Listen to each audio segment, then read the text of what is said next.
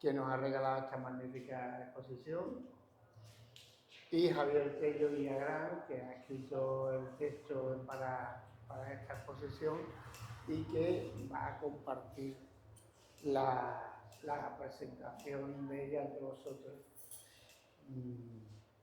para que hacerla más rica y más amena, si es posible.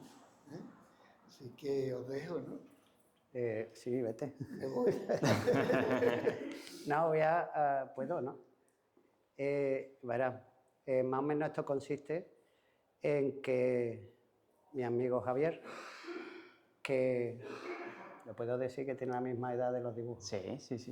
Entonces, vamos a bailar un tanguito contando esto de aquí.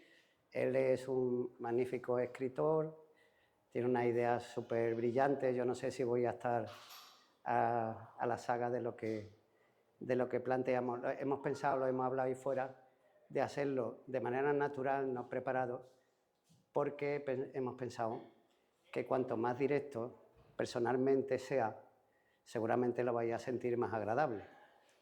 Yo voy a contar cosas de esta exposición. Lo que hay aquí es una colección muy íntima. Incluso yo aquí he contado cosas que no las he contado nunca, porque en el texto, cuando el trocito de texto que yo puse lo de Roma, que fue en Roma y más allá. Entonces, muchas de los dibujos que hay aquí no es que sean exactamente cosas que yo después haya hecho, no son bocetos. Es como una caja de ideas que tuve, y de esa caja de ideas, como si fuesen algunas semillas, han surgido posterior obras, y sobre todo escultura, que fue, pues mi beca fue de escultura. Y acabo de terminar un proyecto, aventura, como le quieran llamar esas cosas, que desde el 16 ahora son los años que han pasado. Y lo he terminado, y viene un poco de una idea que me surgió allí. La retomé, la hice, y durante 6 años he estado trabajando y la he acabado. Voy a necesitar un sitio grande, no sé si eso se podrá poner, porque hay algunos cuadros que tienen 6 metros, otros tienen 4 metros, tiene una escultura de 1,90, todo eso está acabado. Pero eso no es, a lo mejor el tema es, pero lo que quiero significar es que muchos de los dibujos que hay aquí no son simples dibujos. Yo tengo muchos dibujos, todos los que aquí artistas pues hacemos dibujos. Muchos de ellos son casi, yo le puse que era mi triángulo de la Bermuda, ¿no? Donde yo me pierdo, pero a la vez está todo ahí. Y entonces, como yo hablo mucho y como no me paren, no me callo, tú sigue tú. Bueno, yo creo que lo primero, un poco un agradecimiento también a la galería por exponer esta serie de obras que yo creo que representan muy bien una etapa muy concreta de la obra de Carlos, entre los años 96 y 97. Creo que es un conjunto que tiene una serie de iconografía, una serie de conceptos que luego desarrollará en el resto de su obra, por supuesto. Y bueno, estaba un poco en relación con lo primero que quería comentar contigo, Carlos. Por supuesto, tú cuando te concedes la beca de Roma, que bueno, para el que sea un poco más ajeno a este mundo, la beca de Roma es de los principales incentivos para los artistas de cara a que desarrollen una especialidad. En concreto, en Carlos fue la escultura. ¿Qué supuso para ti la concesión de la beca de Roma con ya la dilatada trayectoria que tenías hasta entonces, con series tan conocidas como la de Cuadros para encima de un sofá de Sky Rojo, otra serie de series? ¿Qué supuso para ti en ese momento? Lo que me viene en mente de lo que supuso, hombre, te da una alegría, satisfacción de tener eso, que es un honor, por cierto. Pero lo que me pasó es que yo escultura y pintura la he hecho siempre, ¿no? Y no me he distinguido mucho qué parte, digamos, tendría yo como más de darle más importancia. Por eso creo que yo, para quitarme de en medio de si pintura o escultura, yo siempre digo casi que soy dibujante. Dibujante porque también es el germen de donde sale todo. Una escultura sale por dibujo, un cuadro por dibujo. Después está lo añadido de las técnicas. Y lo que me pasó allí fue que yo siempre la escultura había sido como actor secundario cuando hacía una exposición, ponía cosas y tal, y nunca yo sentía que podían ser de alguna manera incluso independientes, aparte de la dificultad que tiene hacer escultura, con respecto a la pintura, muchos problemas de una fundición, tal, es mucho más duro y por eso se tarda tanto en hacer obras en escultura. Y ahí lo que me pasó fue que casi me sentí mixto jirguero, digo, si es que soy de las dos, no puedo elegir las dos. Y ahora, dentro ya del proyecto que he terminado, tengo otro donde de alguna manera quiero fusionar la pintura y la escultura. No policromar, es una cosa que tengo ahí, ahora mismo es la matraca última. Que quiero de alguna manera que la escultura haga un maridaje con la pintura sin que ninguno de los dos tenga la primera importancia. Creo que eso fue lo más fuerte que sentí allí, de que me sentí o tuve claro que hay momentos que puedo hacer o proyectar ideas en 2D y otras en 3D. Y hay un ejemplo por ahí, pequeño ejemplo, que es cómo puede saltar, un bañista puede saltar de 2D a 3D la pieza que hay ahí, por más o menos entender eso. Un poco también en conexión con lo que has estado comentando. O sea, en tus obras muchas veces, bueno, y precisamente en esta exposición, vemos mucho el recurso a la figura humana, a la representación del hombre. Y sin embargo, de alguna forma, vemos como ese hombre es de alguna forma prototípico, es decir, sueles utilizar el mismo prototipo de figura humana. ¿Qué es para ti el hombre en tu obra? La herramienta que va a contar. Y entonces, ¿cómo lo cuenta? Pues una persona. ¿Y esa persona qué es? Cualquier persona. O sea, ahí lo que significa una figura humana es usar una persona como actor principal que va de alguna manera va a ser el que va a estar realizando mediante eso, tal, con un punto metafísico y tal. Muchas veces en la escultura o en las grandes, ¿por qué siempre uno? Porque se me ocurre, pero lo hago como ser humano, no como hombre, no sé cómo explicarlo, pero a mí me resulta más fácil que yo estoy modelando o lo que sea, sobre todo una escultura grande. Yo tengo un espejo inmenso, ¿no?, en el estudio, pero no para mirarme yo, ¿no? Pero sí, porque cuando yo voy a hacer una figura humana, digo, esto es un ser humano, que lo más importante es el contenido, la idea. Porque yo una escultura pienso que no, si hay técnica ya para hacerla bien, se sabe cómo se hace, todo bien, pero yo ante la idea de una pieza, y por eso únicamente el hombre, y ahora digo por qué, es porque yo entendí también la escultura una vez que en el mercado de aquí, de la Encarnación, vi la cabeza de un pez espada, no sé si habéis visto alguna vez, pero era enorme, y estaba la espada y la cabeza y tal. Tú lo miras y dices, está absolutamente diseñado para lo que es. Entonces, una escultura, cuando yo me la planteo, no es un personaje haciendo algo, sino es un personaje diseñado con la idea que tiene que representar. El último, esta pieza grande, pues se llama Hasta que la suela no toque en el suelo, que es una indicación de volar, pero espiritualmente, ¿no? Entonces, pues la figura, cuando la estás haciendo, todo tiene que ir para arriba, todo tiene que ir para arriba. Entonces, aparentemente físicamente está bastante coordinado para que sea una persona, pero cada línea, cada volumen está en función de, como el pez espada, o como hace la naturaleza, hace lo que sirve. De un concepto. Y construye lo que sirve. En este caso yo lo hago por una idea.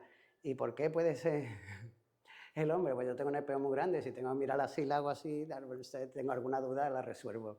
Aparte de que yo mismo, pues me conozco, pues lo resuelvo bien, queriendo poner, pero siempre con la intención de que si es un brazo, es con lo que va a decir el brazo. Si un brazo está así, no es físicamente que está así, sino qué dirección lleva, qué va a decir, qué va a contar. Es así. Por eso es la figura humana. Y entonces eso, si yo fuese una chica, pues a lo mejor era una chica, porque me resultaría mucho más fácil, pues yo no uso modelo. No puedo, me distrae de ese sentido que quiero, que es el de la idea. Si yo cojo una persona que está, pues pasarla así, pues es un poco como, yo qué sé, como un 3D, ¿no? No, pero manual. Coge y la deposita. Y entonces eso me distrae. Yo tengo que tener libertad en el sentido de que yo puedo mover, pero eso lo ha hecho hasta Martínez Montañés, vamos, hay algunas cosas que tú miras, ese brazo no está y tal, el tío era bueno, que si alguien piensa que no, pero era bueno, buenísimo y tiene modificaciones porque es un genio, ¿no? Porque va a contar algo, entonces hace falta hacer una modificación, dentro de que puede ser figurativo, incluso ahí que es absolutamente realista. Eso y, en definitiva, si hay personajes que son hombres, pues sencillamente son narradores, pero que puede ser cualquiera, porque lo que están contando es un sentimiento general, entonces ya ahí no hay, es un ser en sí, ¿no? Ya está, más o menos. Un poco en conexión con todo esto que has estado comentando, yo creo que de alguna forma casi todas tus obras esconden una serie de conceptos, una serie de conceptos que a través de los cuales elaboras tu narrativa.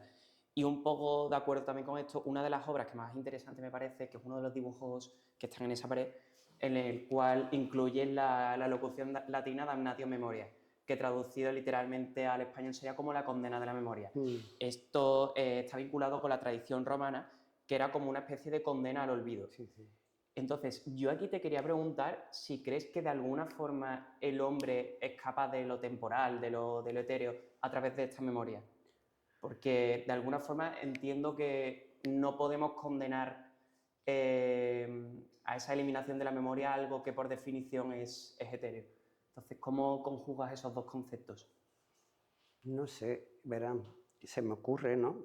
De lo que es la memoria. Todos nosotros creemos que somos de una manera por el archivo que tenemos de memoria, ¿no? De todo lo que te recuerda, pues así crees que eres tú, ¿no? Pero la memoria, que yo en el último tramo este que he estado trabajando sobre elementos muy esenciales del ser humano, yo siempre lo que hablo es del ser humano, ¿no? Y su ecosistema, ¿no? Personal.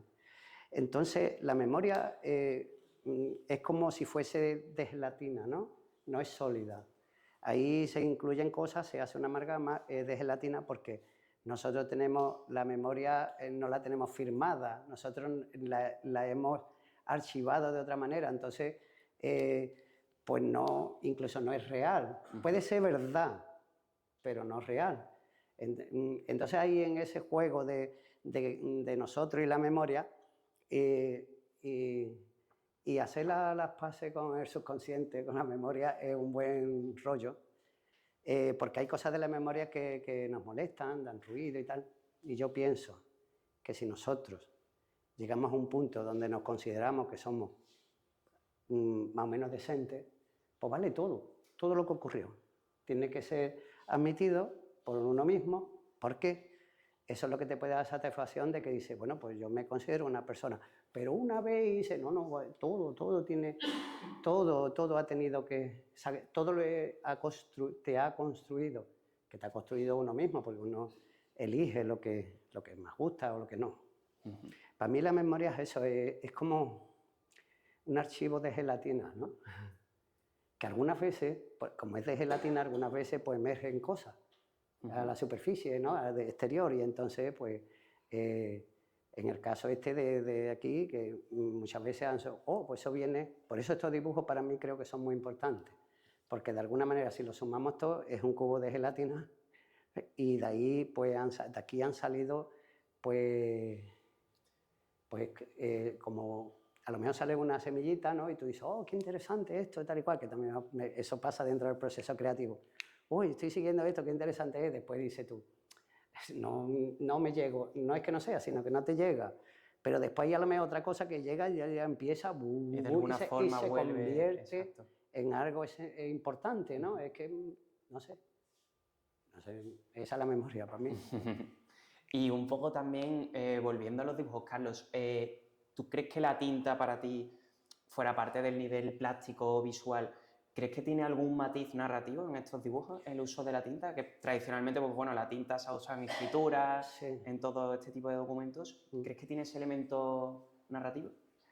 Bueno, hay una cosa que es la cosa de la tinta, pero la tinta líquida. Entonces es un líquido. Entonces a mí muchas veces me gusta empujarla, no dibujarla. En un caso concreto que tienes que marcar unos dedos, unas manos y tal, pero en principio, mi modo de trabajo, echo la tinta y la empujo, y entonces, no sé, porque su naturaleza la llevo, vamos los dos juntos, ¿no? Entonces incluso espero que se seque una parte, y la suelo hacer no la tinta así directa, tiene algo más de agua. Y entonces la dejo que a lo mejor se esté solidificando en algún sitio y vale todo, soplarla, inclinarla, empujarla, y después si tienes que concretar, porque ya marca un dibujo, pues marcas un pie, unos dedos y tal. Pero me gusta mucho la esencia de la tinta, que es líquida. El líquido es una cosa así como muy, no sé, como que no mandas tanto, ¿no? Sino que... Sí, que de alguna forma las formas van ocupando su sitio poco a poco. Y entonces no lo siento que es tan, ya ves, tinta china negra, no es tanto. Entonces tiene pues, cierta transparencia, se solidifica y de alguna manera tiene algo, pues sí, relacionado con la escultura. Ahí, más o menos la tinta. La tinta para mí es así. Después ha tenido cosas que también ha intervenido el color y tal, y otra cosa que tiene que ver con lo que es la tinta, el dibujo y demás también, muchas veces es la huella del pincel. Hay aquí alguna arrastre y tal, fondo de esto, de aquel. La huella del pincel es lo mismo que se empuja la tinta en algunos que se ve que se ha ido cuajando más y creando alguna zona. Hombre, ya con la técnica tú empiezas a decir, yo quiero que aquí se cuaje más oscuro, aquí, y hacer el claro oscuro, no tan marcado, sino que lo vas dejando que se haga más orgánico, ¿no? Y luego la huella del pincel, pues también, ¿por qué? Pues porque el dibujo se hace con pincel. Entonces está la herramienta, el material, me gusta respetar las cosas por su orden. Está la herramienta, el material y aquí el que empuja. Exacto. Más o menos. Y bueno, Carlos, yo creo que también como tuvimos la oportunidad de comentar cuando estuvimos viendo lo del tema del texto y tal, creo que tu obra tiene un importante contenido de poesía visual, del uso de las metáforas y todo eso. Entonces, te quería preguntar, esas metáforas que tú también interiorizas, esas figuras que para ti cada una pues significan una cosa, la razón, la duda, la crisis, ¿todo ese tipo de metáforas son metáforas personales tuyas o crees que a través de la visión de tus obras, de esas metáforas visuales, podemos aplicarlas a cada una de nuestra vida, a nuestra propia problemática? A ver, para mí cuando hago una obra, y de hecho lo que quiero es que se vea, lo que más me importa es que se vea. Tiene un tiempo, desaparece y hay gente que no lo ve. Lo que más me importa es que se vea. Porque es como te puedes comunicar. Entonces, que no sé, lo de la poesía visual que me sorprendió, sorprende muchas veces, ¿eh? Cuidadito que si habláis con él, sorprende. Entonces me sorprendió muchísimo ese comentario, porque yo no me lo había planteado, pero me remitió a yo y digo, me lo llevé, ¿eh? Y entonces, pues yo digo, sí, porque yo desde la primera exposición, que esta cumple 41 años de que yo empecé a hacer la primera exposición hasta aquí, pues yo puse una frasecita tal, y que casi resumiendo es que yo lo que pintaba era un bodegón mental. Entonces, si hay una idea y yo la idea la coloco, y a lo mejor tú escribiendo, no sé si es lo mismo para los escritores, ¿no? Que tú estás escribiendo y al final tú lo que haces con la escritura es lo mismo, crear una imagen vale más que 1000 palabras, o tu texto, si tiene muchas imágenes, vale 1.000.000 de palabras, ¿no? Aunque sean palabras escritas porque creas imágenes cuando la escribes. Pues aquí es lo mismo, la imagen vale más que 1000 palabras y entonces yo lo que hago es que voy cogiendo, porque no es una cosa de un día, esto va, hay una acumulación, estás persiguiendo una cosa, igual que lo del libro este de lo que vemos y lo que nos mira, ¿no? Que dice, uy, me ha mirado este objeto, tal cual. No, tiene lo del cubito de gelatina, tiene una serie de cosas que tú no la controlas y por lo que sea te rebota. No es que estás mirado, es que te has rebotado. Lo de yo busco encuentro de Picasso, pero un poco eso. Dice, yo no busco encuentros. Claro, lo encuentras porque tú focalizas una emoción sobre un objeto, pero porque ya lo tienes de alguna manera, aunque sea incluso inconsciente, la tienes ya, ¿no? Eso es lo que yo pienso de eso. Pues, Carlos, yo creo que también otro de tus grandes temas y que siempre está presente en tus obras es el tiempo, que ya antes hemos dado unas pinceladas sobre esto, pero lo que quería saber y me parece muy interesante es cómo en algo tan temporal, por definición, tan instantáneo como es el hecho pictórico, cómo introduces ese factor tiempo, cómo haces que lo que es tu obra hable sobre ese proceso, sobre el tiempo. Sobre el tiempo.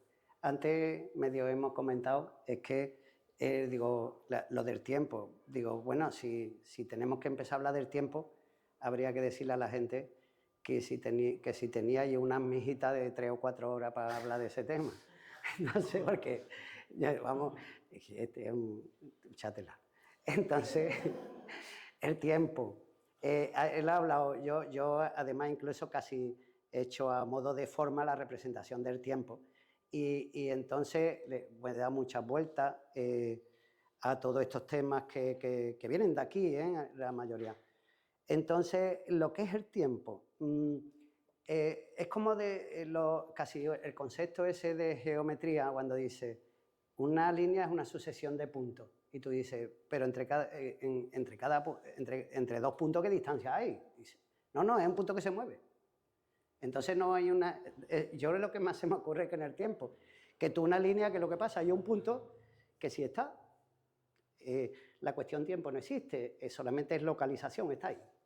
Pero si eso se mueve ya, implica tiempo. Y nosotros miramos las estrellas, ¿no? Estamos acostumbrados. Vemos las estrellas y estamos recibiendo información de que una cosa que ha pasado hace miles de años. Entonces, incluso la experiencia que tenemos del tiempo es como un poquito vaya ahora, ¿eh? Y entonces el tiempo, pues casi...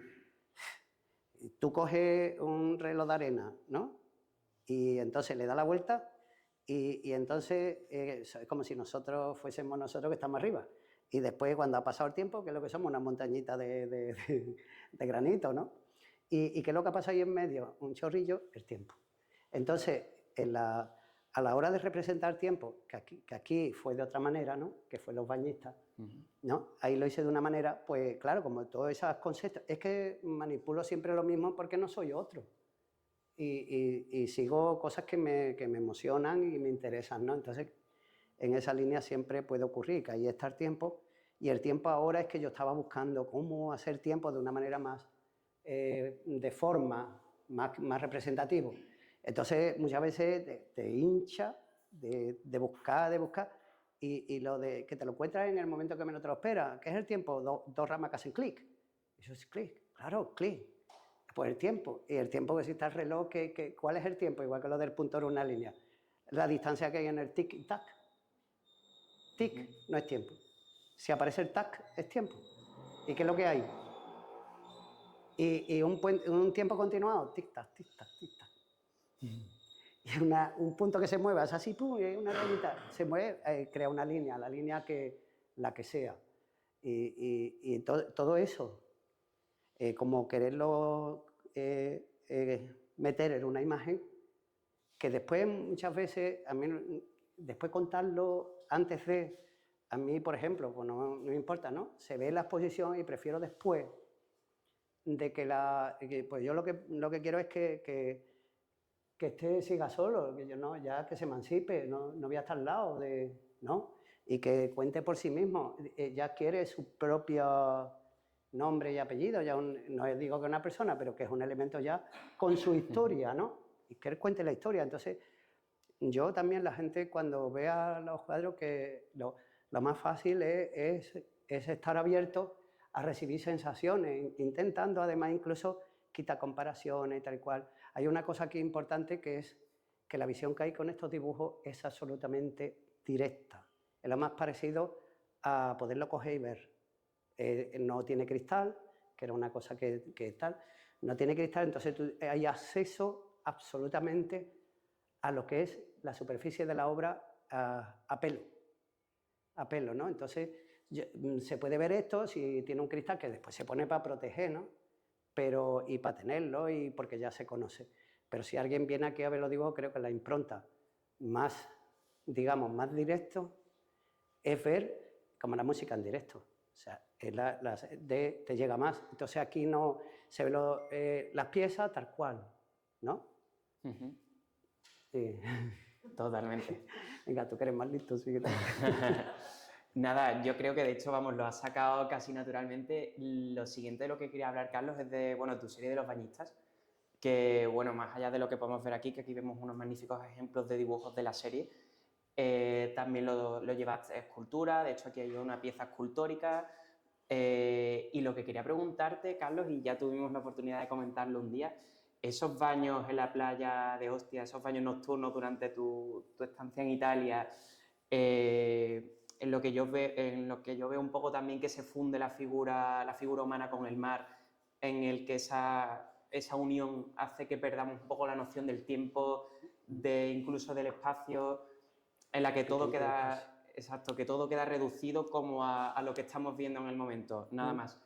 ¿Crees que esos baños nocturnos fueron una especie como de iluminación o de inspiración que ha marcado el resto de tu trayectoria? Hay cosas que sí son más importantes o de alguna manera son como si fuesen unas ideas que son como más potentes, que se van o que van evolucionando, porque cuando yo digo que de aquí, de Roma y más allá, es que esta pieza que hay aquí está en los 7 últimos años de trabajo que tengo. Lo que pasa es que aquí yo fui uno y ahora soy otro, con lo cual yo sigo interpretando, pero vamos, es que yo he vivido, he recibido sensaciones y tal, no puedo repetir lo mismo. Puedo buscar la misma idea, pero la voy a construir como constructor que soy ahora que soy otro, pero siendo el mismo. O sea, y entonces lo de los bañistas, y muchas veces cuando hay el proceso creativo, que a mí me gusta mucho, a mí lo que más me gusta de todo es la composición de una obra. Yo creo que es como en un edificio la estructura y a partir de ahí después está el diseño y demás. Y entonces, ¿cómo ocurren las cosas? ¿Cómo ocurren? Hay unos momentos de una concentración más alta, la hay más alta. Y entonces, ¿qué es lo que pasa? En ese momento tenía un momento de concentración alto, estaba a las 24 horas, no todas, ¿no? Pero bastante, estaba con... Pues eso, el cerebro, eso está científicamente además, que yo le digo matraca, ¿no? Coges una idea y empiezas a ver todo a través de esa idea y de esa búsqueda. Y entonces, a lo mejor, un simple baño, pues siempre te bañas, pero dentro de esa bola de mi triángulo de las Bermudas, que te mete ahí ya, entonces dentro de eso va así y aparece que un baño se puede convertir en que tú dices, bueno, por lo que sea, a lo mejor te bañas y no más, fue un acto, hay muchos que son experiencias personales, ¿no? Que están basados en hechos reales, ¿no? Los dibujos no, pero basados los dibujos en hechos reales. Entonces, lo del agua, y tú lo has dicho bien, no solamente era el tiempo, era también el tiempo y el espacio. Porque una persona sumergida, después para pasar la escultura, pues fueron unos lingotes de aluminio muy pulidos, sobre esa superficie hay unos cuerpos que el oyente que está allí también pasaron a otra idea que fue la idea del oyente. Una persona que tiene una cabeza, tiene un oído, y había una figurita como que le habla, la esencia del oyente. Y eso de ahí fue calor. Coges el metro, te vas a la playa. La playa era muy ordenada allí, había una natural al final. Y era lo más parecido al Coto Doñana cuando se encuentra con el mar, una cosa muy natural. Primero me sentí como bien, como aquello era conocido, como si hubiese estado, porque estaba en el Coto Doñana, era muy parecido. Entonces, pues está allí, te vas, no pasa nada, pero después cuando te vas dices, hostia, la gente se va un poquito el sol y tal, y entonces pues es distinto la gente, el mar estaba tipo piscina casi, y tú dices, hostia, una cosa muy tonta, con agua tú puedes crear el espacio que te dé la gana, porque pues está el cuerpo, pero ¿cuántos metros hay ahí? Y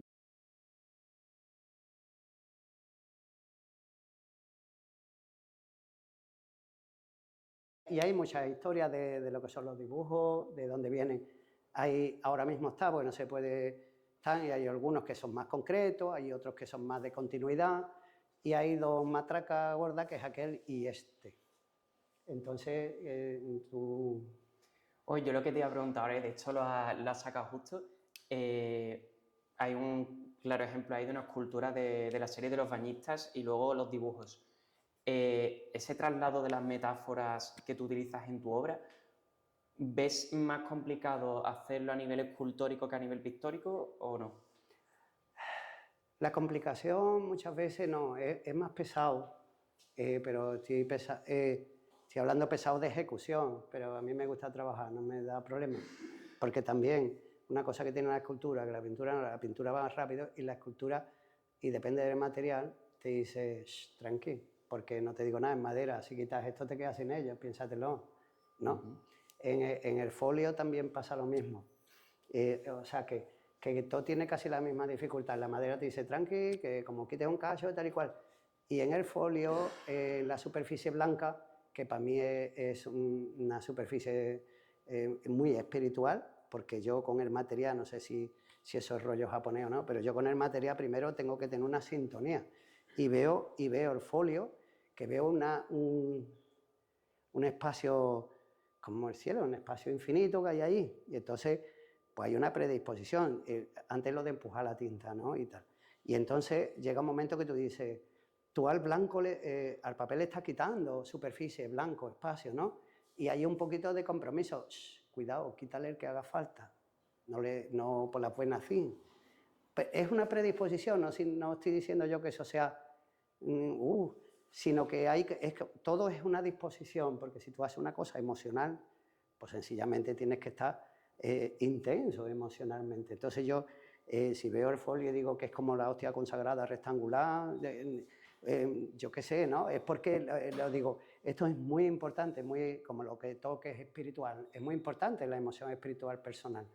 Entonces, para mí, pues digo, esto es un trocito del cosmos. Y ahora yo tengo que quitar de ahí blanco, pero es que tengo que poner idea. Y entonces ahí tiene que haber una especie de diálogo, emocionalmente, una especie de respeto, y muchas veces hasta el blanco, en lo de no me quites de aquí, muchas veces te hace que el dibujo sea de otra manera. O sea, no es como la puesta de tinta, bueno, yo lo pongo. Pero es que eso me sirve a mí, yo no digo que quien lo haga directo, pues ya, gente tira la tinta, cada uno es su proyección emocional. Yo digo la mía.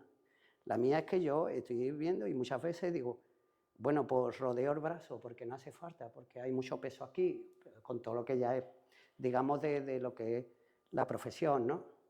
Y entonces, pues, tú dices, tiene mucho peso aquí porque es como cualquier cosa que hay aquí es como una partitura musical, ¿no? Tú tienes que estar aquí. Y después hay un blanco, es que ese silencio hace falta. Ahora otra masa de sonido aquí, otra masa. Al final, la composición, aquello tiene que ser útil, porque yo lo hago porque lo quiero contar. Y quiero contar yo hago lo más que puedo, pero no solo para vosotros, también para mí, ¿no?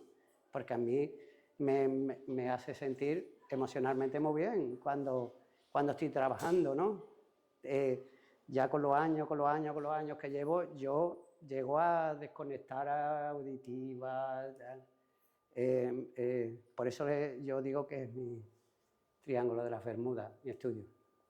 Y Carlos, un poco también por lo que has comentado del papel, este uso de los materiales, sobre todo aplicado a la escultura, ¿para ti tiene algún tipo de connotación el uso de uno u otra material? Porque, por ejemplo, he visto magníficas esculturas en madera o en bronce o incluso en cera, en aluminio. ¿Tiene algún tipo de connotación plástica o incluso poética para ti? Incluso es lo que te decía antes, de lo que lo mismo que la naturaleza hace cualquier obra de la naturaleza y el fin que tiene sencillamente es que funcione, que sea útil y tal, pues lo mismo pasa a lo mejor con el material. Una idea te puede pedir un material o te puede pedir otro. Por ejemplo, en madera, si yo la hago en madera de tilo, es porque de alguna manera se aproxima un poquito a la piel humana, cosa mía, ¿eh? Pero cuando termina, y además incluso ya técnicamente la lija, la tiene sin textura, no es como el bronce. Entonces, pues está para mí, muy lijada, tal y cual, las superficies muy continuas, ¿no? Tienen que ser todo con unos enlaces perfectos, no produce que no produzca sombra. Entonces, como estoy haciendo la escultura, digo, que la luz se le derrame. Hay gente que tiene la cara así, que no tiene, hay gente que tiene más... mira, se me acaba de correr. Lo del bronce y lo otro sería más parecido también en las personas que hay caras más expresionistas porque tienen más ángulo y producen más sombra. Pues eso sería más o menos como bronce. Y después hay otras personas que tienen una facción así, que no produce sombra y la luz se le derrama. Pues a lo mejor eso puede ser lo otro. A lo que voy es que cada intención te va a pedir un material. Luego, a lo mejor, una idea que yo sigo siempre es que sea el material que hagas lo que hagas, por eso es tan importante que si tú eliges un material para hacer una obra, es que lo último que se vea es de qué es. Que es de madera, vas a una escultura de Bernini y tú estás viendo y lo último que dices, coño, que es de mármol, al final. Y ya no te digo del maestro Mateo, que es granito, que es el granito es lo más difícil de eliminar la visión directa de granito. Y si habéis tenido la oportunidad de haber visto una obra en granito del maestro Mateo, es que es hacer poesía con lo más difícil del mundo. Que tú estás viendo y tú dices, joder, si el granito como es, ¿no? Incluso el directo, ¿no? ¿Y cómo lo he visto después? Que he visto un profeta de esto y tú ves que es uno de tal y cual, lo miras, tal, eso, fantástico. ¿Qué tiene? Que el material lo que hizo fue, él estuvo al servicio del material proyectando la idea. Que no es yo mando aquí, lo hago tal y cual, porque esto es, le doy 2 cortes, no. Esa es mi idea, ¿no? Claro, que primero viene la idea y luego viene el material asociado. O cuando estás trabajando en el material, para tú contar que ese material tiene unas cualidades, si tienes tomate hace gazpacho, y si tienes limones, ¿qué tenemos? Zumo de limón, ¿no? Pues guau. Y bueno, ya como la vida misma.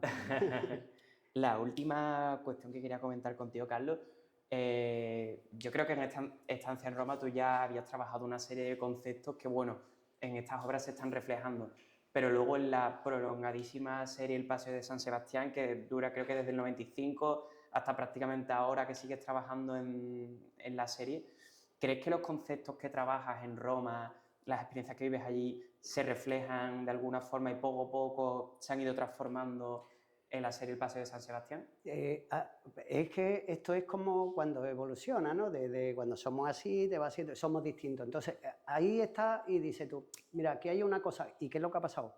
Que también he estado trabajando y en la escultura esas que son los oyentes, que viene de aquel que está allí, ¿no? Aquello de allí es bronce que está pintado de blanco, ¿eh? La que está en la puerta. Porque es que su origen era una escayola. ¿Sí? ¿Lo puedo contar? Sí, sí. Eso es que tenía un compañero que ahí becado de arquitectura y él era músico. Y entonces teníamos una cierta confianza, bajé, tenía un piano de esos largos, él era un músico muy bueno. Y entonces yo le digo, María, ¿tú no tienes el Beethoven ese que se pone en todos los pianos? Dice, no. Y aparecí y digo, mira, pues tiene uno aquí para que escuches la música que tú estás haciendo. Que fue aquella figura. Claro, yo eso me lo traje en escayola. Esa se quedó en escayola, y como está medio dormido, no lo desperté, estaba ahí. Entonces lo he pasado a bronce. Pero, ¿por qué lo he pintado de blanco? Pues porque en honor a su origen. En principio fue plastilina blanca, después cayola blanca, y si va a pasar a bronce, bueno, se ve por detrás, está amarillo, ¿eh? Se puede ver. Y suena. Y además, cuando tiene la pintura, es menos frío cuando lo toca. Son mis tonterías. Bueno, yo creo que solo darte las gracias porque además la serie esta coincide con una época muy especial también para mi familia, más o menos por esta época. Ya dilo, coño. Para la época de la que se pintaron estos dibujos estaban haciendo yo. Y de hecho Carlos hizo por aquellas fechas un dibujo para mí que me dio 18 años después. O sea que... Él tiene un dibujo de su primer cumpleaños. Así que nada, pues... Por eso tenía los dibujos aquí a misma edad. Espero que sean tan buenos como tú. Es magnífico el chaval. Bueno, chaval. Bueno, pues nada. Eso. A ver, para que los que están, aparte de... ¿Qué? No, pues, Que diga algo, alguna... bueno, eso... Sí. ¿Cuántas horas tenemos? Hay que darle participación a todos los que quieran. Bueno, pues, a ver, así en principio, y además también lo he comentado, yo nunca, estos dibujos, pues claro, están y tienen, a mí una cosa que más me gusta de todo lo que hago, todo tiene una historia, con lo cual, como todo tiene una historia, soy como muy guionista, tiene un guión muy amplio, aunque después de lo que es lo que recoja la historia de cómo está hecho todo. En principio, como surge todo, os he contado lo del oyente, ¿no? De dónde viene, pues surgió así. Pero después los dibujos hay cosas que cuando yo estuve allí, San Sebastián, que después me enteré, porque a mí me gusta ir a los otros sitios que estuve un tiempo y estuve trabajando y sacando una especie de cuaderno de campo. A mí no me gusta informarme cuando voy a un sitio, porque me gusta la sorpresa, porque quiero encontrar lo que a mí me sugestione, ¿no? Hombre, alguna pequeña, pero no mucha. Cuando voy a los viajes me dicen esto y yo quiero encontrarme cosas. ¿Qué pasa? ¿Tiene calor? No. Si alguien quiere preguntarle algo... Es que era eso, era un aviso de... que ya, que pasa nada, que estamos aquí entre amigos. Pasa que te la había pillado. El tema es que participemos todos. Verdad, también. Alguien tiene que hacerle alguna pregunta, ¿eh? No. ¿Alguna pregunta cualquiera de los dos? Venga, mira que si no, que a menos se van a hablar yo solo, ¿eh? Que lo mismo nadie quiere preguntar. Bueno, pues yo cuento por si a alguien le sale alguna pregunta mientras que estoy contando. Curro, presta atención. A ver,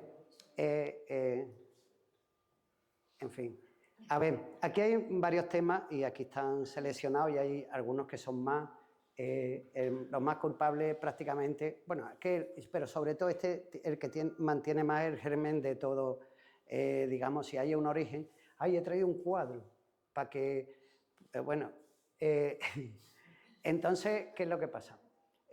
Yo hice, y muy importante porque se llama el Paseo de San Sebastián, y es porque vas a la iglesia y veías al San Sebastián todo lleno de flechas y tal, pues indicativo de su atributo y tal rollo, ¿no?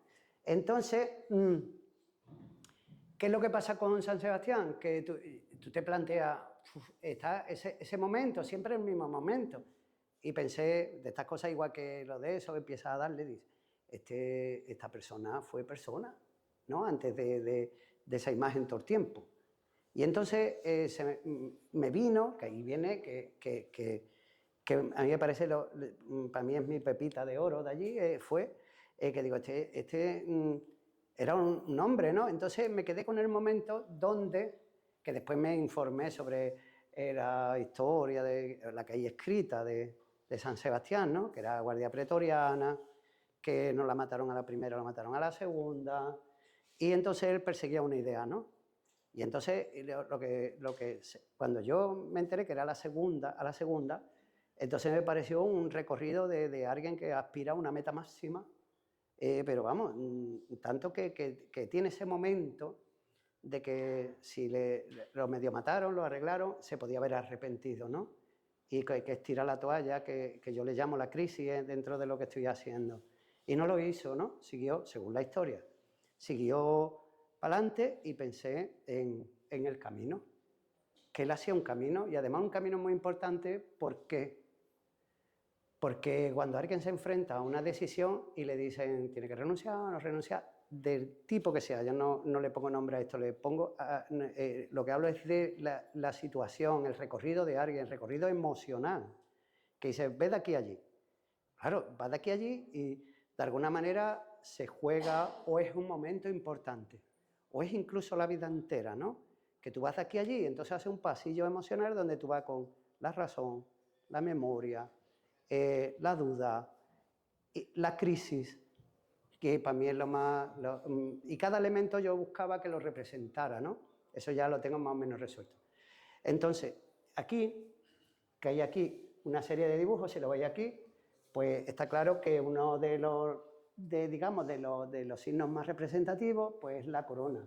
Tiene espinas y es una especie de círculo que nos termina, ¿no? Y que es un indicativo de lo que es el sufrimiento, la pasión, etc. Entonces, aquí después hay más juegos, ¿no? Hay algunos que por contarlo, pero la idea principal era que yo quería representar a San Sebastián, ¿no? Entonces cogí parte del elemento este tan representativo y lo que hice fue, pues, crear un espacio con líneas, un espacio que sigo haciendo lo mismo, el espacio ese ahí. ¿Es un espacio ese definido? No. ¿Este es un espacio definido? No. Puede ocurrir en cualquier momento. Es como cuando tú piensas en algo, es un espacio, digamos, absolutamente abstracto, claro. Entonces, es ver un espacio, solamente está ocurriendo o está allí, ¿no? Y el espacio le sirve para dar forma. Entonces, pues tiene una parte que es así, prácticamente recta, ¿no? Y otra que viene de aquí, pues, bueno, esta parte recta que forma aquí un cuadrado, que el trocito se aproxima al rectángulo áureo, ¿no? Que también lo tiene el relieve que hay allí, está metido en una cajita con el rectángulo áureo. Entonces, ¿qué es lo que pasa? Pues, bueno, esta es parte de la representación de él, ¿no? Y tiene se acerca mucho a lo que es el ADN, ¿no? ¿Vale? Por explicar, digamos, compositivamente estos restos, hace un cuadrado y se queda un espacio muy concreto. Que hace que venga y se une aquí abajo, ¿vale? Pero esto se abre infinito, ¿vale? O se cerrarán arriba, bueno. Entonces, ¿qué es lo que pasa? El árbol donde lo ataron, bien, y las cuerdas, pero el árbol que lo ataron, el árbol va a ser esta sencilla rama, ¿no? Y en la composición, porque esto es pura composición, este funciona como un dedo, lo veis ahí, que tiene la parte oscura. Lo único es que empuja aquí, se supone que tenía que estar igual que esta de recta, pero por composición que pone aquí, esta es la mitad del cuadro. Yo tengo una geometría interna en las composiciones potente, me preocupa mucho. Y me preocupa de resolverla lo mejor posible. Entonces, estos son líneas de composición. O sea, esto no está yo no soy, ¿cómo se llama eso? Espontáneo de esto. Sí, que no es un accidente, sino que todo está estudiado. No, esto está porque viene del matraqueo, ¿no? Entonces, pues digo, bueno, los elementos, empuja, tal y cual, están calculadas los tamaños, eso es normal, una composición. Las curvas, el ritmo, todo eso es composición. Al final, lo que queda es esto. Esto, yo no quiero que cuente que sea San Sebastián, quiero que alguien, cuando vea esto, pues sencillamente lo vea sin ninguna distancia de nada, como le dé la gana, y que absorba lo que pueda ser o lo que yo he intentado de proyectar allí. Aquel de allí, ese también, el último de allí del final, a mí me parece un cuadro muy interesante. Es un dibujo gigante, cuadro, porque tiene pintura y tiene óleo y tal. Tiene lo mismo, tiene un espacio abstracto donde está ocurriendo. Y entonces, hablando el otro día y entonces, ¿cómo es este? Digo, mira, esto lo he hecho hace mucho tiempo, pero como sé mi modus operandi, digo, yo puedo imaginarme cómo empieza todo. Tiene una madera grande que lo divide en dos partes, la que cruza en diagonal, la divide en dos partes, y ahora hay una composición que hay a la derecha que se van acumulando una serie de ramas, ¿vale? Todo siempre montando el espacio compositivo. Esta aquí, esta tiene tono, esta curva un poco, tal y cual. Bueno, pues si está todo, si veis toda la parte de lo que es la diagonal hacia la derecha, ahí está todo el peso o todos los elementos. Pero vamos, tiene la parte oscura que es lo que hace, que hace que se vaya por esa diagonal. Y funciona casi como una flecha, el tronco que hay en medio con el resto funciona como casi una flecha. Pero para traerla para acá, eso que no, que yo lo hice, pero que seguramente no tiene otra porque me conozco cómo compongo. Después tiene las dos ramas, estas curvas, que sujetan todo. Entonces ya se queda la composición ahí, ¿vale? Y después hay una que está en el extremo opuesto, en el vértice inferior izquierdo, ¿eh? En esa parte hay una que cruza, que parece tontamente, ¿no? Pero después está todos esos elementos. ¿Ahora qué queda? Voy a poner línea. Pues voy a hacer una composición de líneas. Es absolutamente geométrico, ¿eh? Y yo lo veo más parecido a la música, que nota está puesta en cada sitio. Cada fragmento que haya ahí, que forma un triángulo y tal, está, por mí, según yo, está con una intención. Todas esas líneas están sujetándose troncos unos a otros. Solamente hay una línea que sale fuera, sale de la composición. Entonces, en medio, ¿qué es lo que hay? Bueno, pues hay una figurilla, está este tronco de otra manera, si lo veis es la misma. Esa ramita existe, me la encontré, me pareció, la modificé un poquito, porque para dejarla más que pareciera un avión y esto que parece un dedo, ¿no? Entonces, ¿qué es lo que pasa? Está cogido ahí, ¿qué ocurre? Está ardiendo. Y poco a poco se va Eso consumiendo. Ese cuadro ahora mismo es lo que pasa ahí y lo que va a pasar después. Cuando llegue la llama y corta las cuerdas, sale. Y ese se llama, aunque ahí no tiene nombre, se llama status quo. Y hablando, estuvimos hablando, pues todo es igual. ¿Por qué hago yo? La rama ya que te voy a contar, digo, el status quo.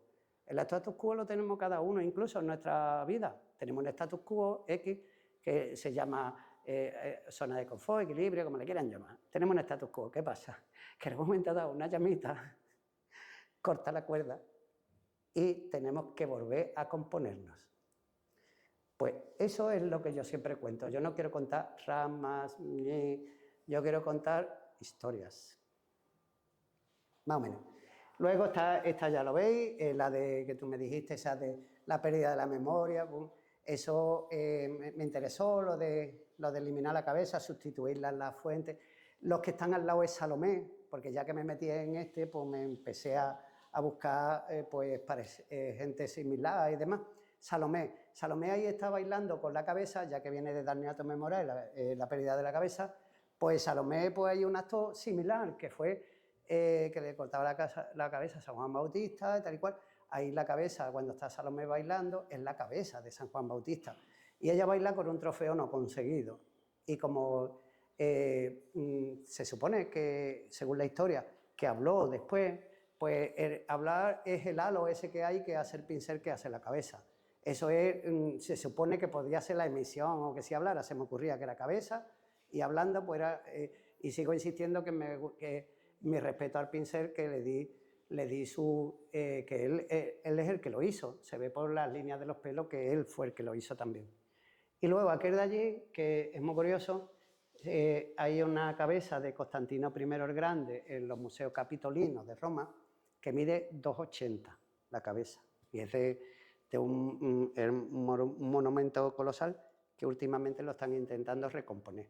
Pero está allí la cabeza y la historia es como si tú te pones esa cabeza, pues, y después también fue un tío muy listo, que la historia de él, que dijo lo de con este sí no vencerá, tal y cual, y consiguió tener mucho más poder político. Pero, y además ahora que estaba puesta allí, que fue accidental, digo, le va a encantar, porque en medio está la cruz que él propuso que tenía que ser la cruz de madera, sin nada. Él dijo, esto es lo que va a haber de aquí para adelante, ¿no? Se acepta la religión cristiana y todo eso. Y así que queda. La escultura del bañista. La escultura del bañista, pues sencillamente un 3D. O sea, es como... hay algunas veces que yo hago cosas que no es que no sean serias, pero tiene ese componente de juego, ¿no? De coger, como los niños cogen la plastilina y dicen, ahora pongo aquí el caballo, y ahora viene el otro, y ahora... Sí, esa experimentación. Y salen algunas veces cosas, y el Constantino I, está ahí, el cabezón, pues muchas veces si se ve, ¿qué es lo que pasa? Que ahí se ve y que a lo mejor dice que es más importante la cabeza que el cuerpo de alguien que todo, dice, pues igual que nos pasa a nosotros. si se interpreta eso. Pero en realidad la culpa la tiene sacar muñecos, ¿verdad? Que me he traído esto porque este tiene muchos años, está estropeado. Este es realmente, este se llama Constantino. Está hecho polvo, le faltan los brazos y eso, pero por eso que han salido cosas después. ¿Y esto qué es lo que es? Pues bueno, pues lo usé en otro tema, que es una granada, que lleva la granada de un significado, y este está subiendo unas escaleras buscando la granada porque están la granada dentro tiene todos los granitos que puede ser como el cerebro de las ideas, ¿no? Entonces él va por una escalera, se acerca a una granada porque allí están ¿sabéis las semillas estas de las granadas? En busca de esa inspiración también. En busca de él mismo. Yo qué sé, si alguien tiene algo que preguntarle o preguntarme, pues nada. Ya está, nada, no tenía que preguntar nada. No sé. Eso que ha quedado todo muy claro entonces. Ha quedado muy claro, pero, bueno, veis que ahí aparece otra vez el ADN. A lo que yo iba, que eso, de aquí a aquí, pues, un montón de años, ¿no? Pero, sin embargo, esto es eso, la rama esa que hay ahí, la ramita esa que hay es el tiempo. Y está hecho a modo de una especie de paisaje. Bueno, está más intencionado ahí arriba para que te parezca un lugar, un tal. Y luego lo otro de la cinta es la que dice que la que soy verdad soy yo. El resto es mentira, porque está así más realista. Y tiene la misma forma y demás, como si fuese una cinta, ¿no? De estas que se pega y se dobla. Pues ya esta es la que dice, yo soy verdad, lo demás mentira. Eso es mi... Bueno, pues gracias.